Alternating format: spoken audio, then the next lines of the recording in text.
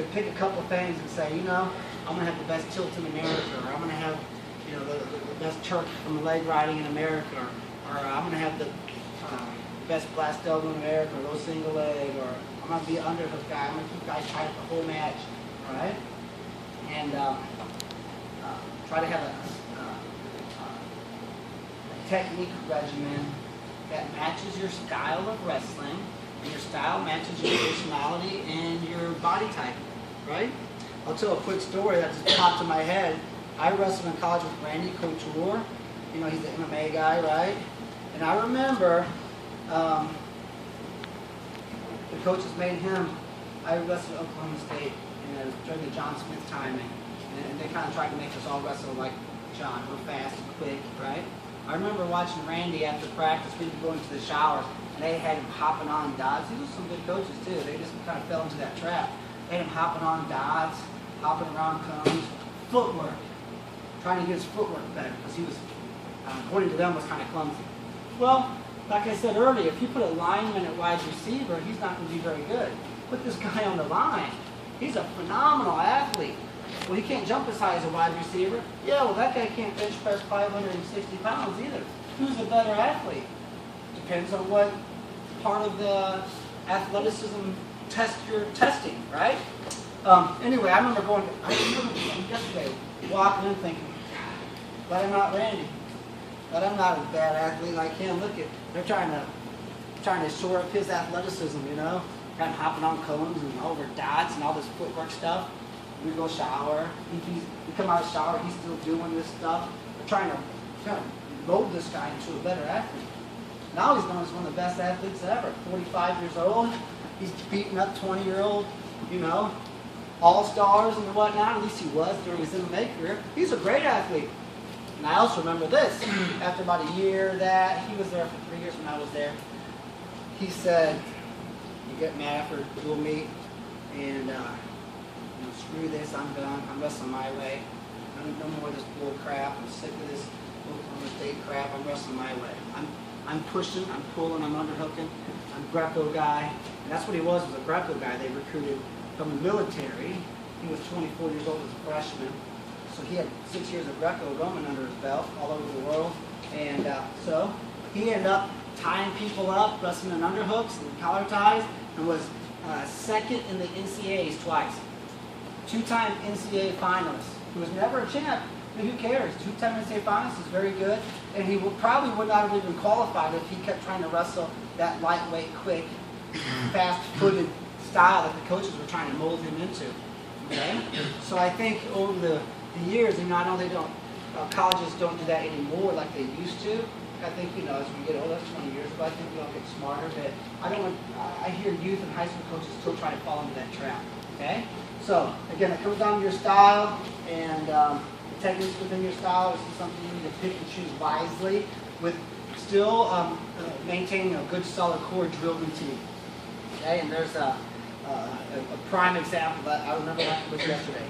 As far as, you know, the mental side of wrestling and things, we're fine when we wrestle. It's the 2 hours leading up to the finals. It's the 4 or 5 days.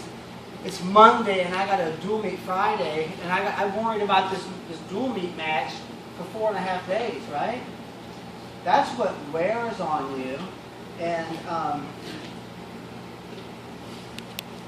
the best way to deal with a big match is number one. I heard a story once that kind of changed the way I think about things. This guy holds up a glass of water and says, is this glass of water heavy? And everybody says, no, it's a glass of water. But what if I try to hold it for 2 hours? Oh, pretty heavy. How about a month? Well, how about a week? How about 2 weeks? You can't do it. It's too heavy. So it's not the problem. It's that you try to carry it around for too much. So if you worry about this match for 2 hours before the match, you're going to be dead. If you try to do it for 2, 3, 4 days, it's hopeless. Okay? So the successful people, they'll attack a problem, or then they put it down and say, okay, can't do anything about it now, I'm moving on. Okay? And the best wrestlers I've ever seen, they have fun, after practice, or a day or two before the big match. They'll probably think about that match a little bit during the day, but then they learn to put it down. Okay? And if you try to carry that around, for too long, it's gonna ruin you. Okay, so that's a story that really changed the way I think. I learned about 6 or 7 years ago, and it's kind of changed my output because I kind of like some of you guys. I turn everything into a job, and some of you guys are more demanding on yourself, and you drive yourself right into a concrete wall. And I think sometimes we do that. So that might be something that can help you guys. But something else about this big match is if I'm nervous about the history test, but I spend time studying all week, after one studying session, I feel pretty good. 2 or 3 studying sessions, I feel pretty good about the test. I'm not nervous anymore. So if you study, your nerves go away. Being nervous is kind of a call to action in a way, all right? So what you do is you develop a game plan for the match, especially in in-state matches. If I have a stranger, I have to develop a game plan on the fly. Maybe I just see the kid is short and powerful. I know how I like to wrestle guys. You might wrestle short, powerful guys differently. It might be a guy I got to watch a little bit in a match. I don't think it's good to study matches, your opponents a whole lot before the match. But it's okay to size them up a little bit. You know, I might say, okay, I know this guy's a great leg rider, so I spend a lot of time after practice working clearing legs. Maybe I know him pretty well, or maybe I don't, but I take what I know about the guy and I kind of try to shore up my technique areas, knowing that I'm going to have this guy. So I've kind of spent some extra drill time getting ready for this match. It's like studying for a test. I'm not nearly as nervous anymore for the big match once I do that. It's called developing a game plan. Football teams do it all the time, don't they? They have a game plan going into the game. In wrestling, we just go out there kind of cold. You should not do that. So by having a game plan, it's going to help you to better win a match, because remember, the match is only 6 minutes. All right? If it was a 15-minute match, you can probably figure things out after the first 2 or 3 or 4 minutes of the match, and you'll beat the guy the remaining 11 minutes. But sometimes by the time you get settled down, you get to your groove of the match, it's too late. All right? You give up in a takedown, and you give up an easy escape second period, you're down 3-0, your match might be over. Okay? So having a good game plan will really help you become less nervous before your matches. And don't forget the story about, you think about that, and you put this match away, don't worry about it for a while, because the weight of it's going to destroy you if you try to carry it around for hours or days. As far as your approach to wrestling, I had kids who, I call them pressure on, pressure off guys. All right? Pressure on, some guys are like, I'm winning, I'm tired of this, I'm beating this guy, I'm doing it, I'm winning the state title, I can't wait, I'm doing it. They're kind of like, I'm doing it, they're kind of those kind of guys. And some guys are better off, they say, I'm going to do my best, all right? They take pressure off. I think over all the years of coaching I've been around it, I think about 90% of us are better off to say, I'm going to do my best. I remember reading about Brandon Slay, Olympic champion, Team USA coach, awesome coach and guy, and he just said, hey, he's very, very religious. It's in God's hands. If it's meant to be, I'll win. If it's not, I won't. I'm ready to take whatever. I wrestled in college with Pat Smith. He was a 4-time NCAA champion, and I remember one time having a conversation with him.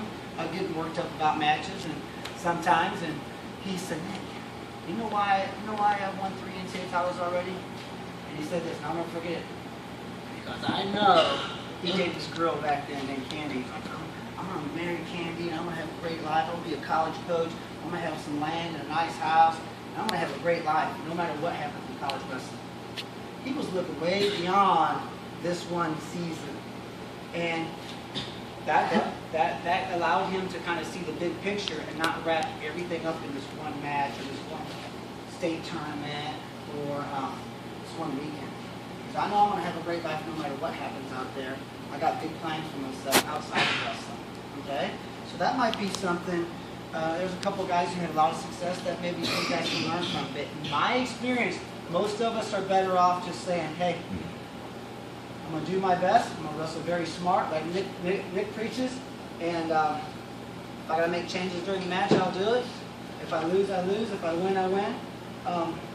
But I'm just going to do my best. And whatever happens, I'll deal with it and I'll move forward. Okay?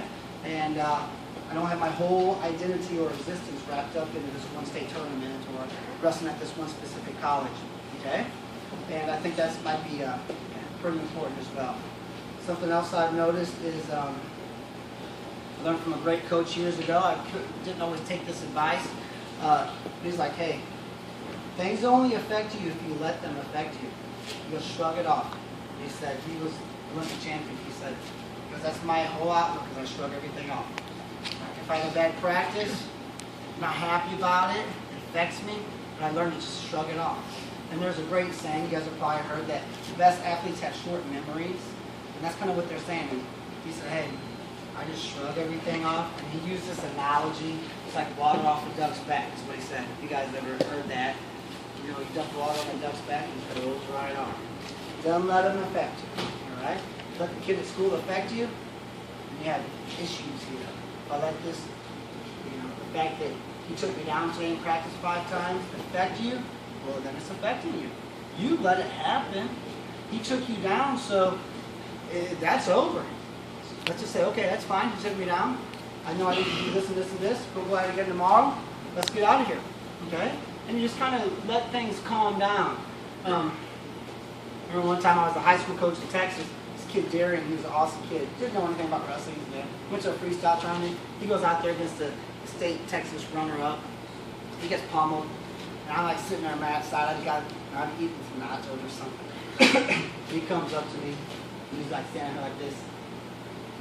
And I'm like, took a couple of nachos, put some cheese in them. Ate some. And walked away. And he emailed me years later. He wrestled with Missouri Baptist right here. He's a coach right now in St. Louis. Yeah. You have no idea what that did to me. So 10 years later, he emails me. And I see him sometimes at tournaments now. He's an awesome guy. He's like, because most coaches are like, oh, you did this wrong, you did that wrong. Because all you did, coach, you say, hey, get some nachos. I didn't say a word to him, he didn't say a word to me. Because I got a couple of nachos with some cheese, and he walked away. He was beautiful. You know? But my point was this. This was 15 years ago. Jerry, you've only wrestled 14 weeks. You're not going to beat a kid that wrestled, who's a high school senior, and who's wrestled 9 years. Well, you didn't do anything wrong. You're not ready yet. And you're not ready to bench press 300 pounds, and you're not ready to bench press 200. Doesn't mean you're a loser or we're going to have some kind of a big speech. You're not ready. You're not ready to beat him yet. He's not ready to beat him yet. It is what it is. You got to work towards that. Okay? And now, I probably could have helped him a little bit coaching-wise, maybe, but, no, actually I couldn't. He just didn't know much about wrestling yet. He wasn't ready. And me and my brother said this all the time.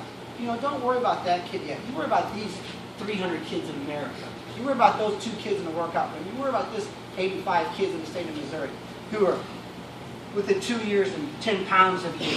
You don't worry about the 3-time high school state champ who just signed a scholarship to Iowa State when you're a second-year wrestler and you're happy because you just made the JV lineup. We don't worry about him yet. Worry about these other guys right now. Worry about him in 2 or 3 years, okay? So that might help some of you guys as well as keeping some perspective, but don't let certain things affect you. Just let things roll off you, just like water rolls off a duck's back. You just kind of let it roll off you and say, what happened, happened. I'm picking up pieces moving forward from here. I got great things planned for outside of wrestling. This is a chapter in my life. It's an important part of my life, but there's things more important coming down the pipe for me. And I'm going to grab them again tomorrow. Make changes, all right? So that seems to be the pressure off approach, seems to be best with most guys I coach. We've had some pretty phenomenal success with guys who take that approach.